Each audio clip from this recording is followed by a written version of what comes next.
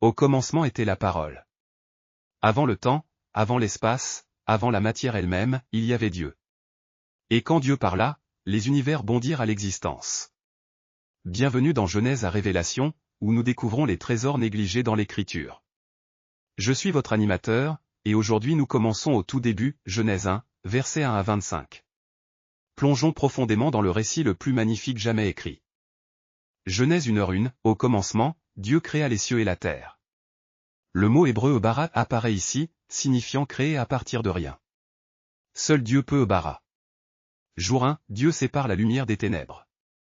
Jour 2, Dieu sépare les eaux d'en haut des eaux d'en bas, créant le ciel. Jour 3, la terre ferme apparaît, les mers se rassemblent, et les plantes jaillissent. Jour 4, soleil, lune et étoiles prennent leur position. Jour 5, les eaux fourmillent de vie, les oiseaux planent dans le ciel. Chaque jour, Dieu déclare son œuvre bonne. Mais nous n'avons pas encore atteint l'apogée.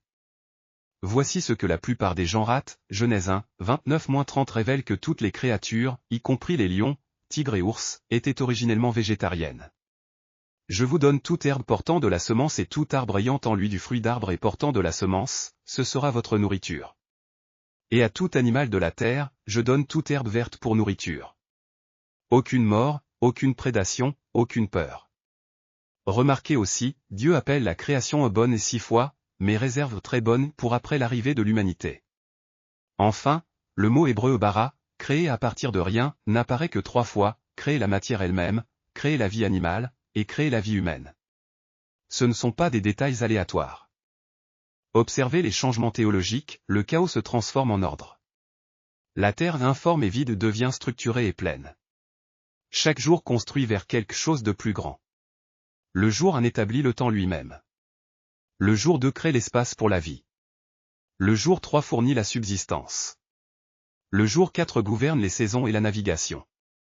Le jour 5 remplit les eaux et les cieux. Tout est préparation, mais pourquoi? Pour quelqu'un fait à notre image. Ce n'est pas seulement de la poésie, c'est une architecture intentionnelle. Dieu prépare un royaume pour ses porteurs d'images, un royaume où ses représentants exerceront une domination aimante sur toute la création. Même la création elle-même sentait que quelque chose d'extraordinaire arrivait. Écoutons ceux qui ont été témoins de tout cela se déployer. Depuis les hauteurs, j'ai regardé chaque jour se déployer. Quel ordre, quelle beauté! Mais je sentais que nous attendions quelque chose, quelqu'un de spécial. L'air même bourdonnait d'anticipation.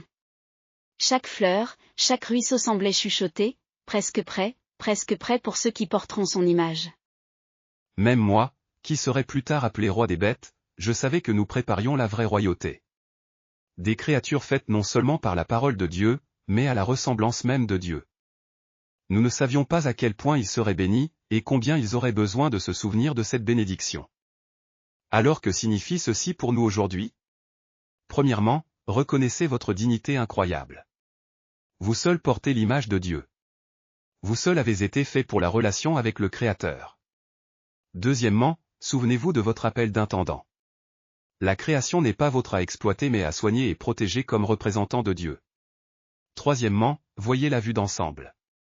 Romains 8h22 dit que toute la création gémit, attendant que les enfants de Dieu soient révélés. La création attend encore que l'humanité accomplisse son appel.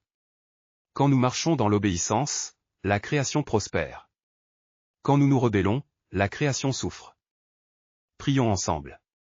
Père Céleste, merci pour l'incroyable privilège de porter votre image. Aidez-nous à ne jamais oublier la dignité que vous nous avez donnée ou la responsabilité qui vient avec elle. Donnez-nous des cœurs d'intendants fidèles qui prennent soin de votre création. Restaurez en nous l'émerveillement de ce dessin original très bon. Et préparez-nous pour le jour où la création elle-même sera libérée de son esclavage à la corruption. Au nom de Jésus, Amen. La prochaine fois, nous verrons ce qui arrive quand l'humanité entre en scène. Jusque-là, souvenez-vous, vous êtes merveilleusement et admirablement fait. N'oubliez pas de vous abonner et d'appuyer sur la cloche pour les notifications.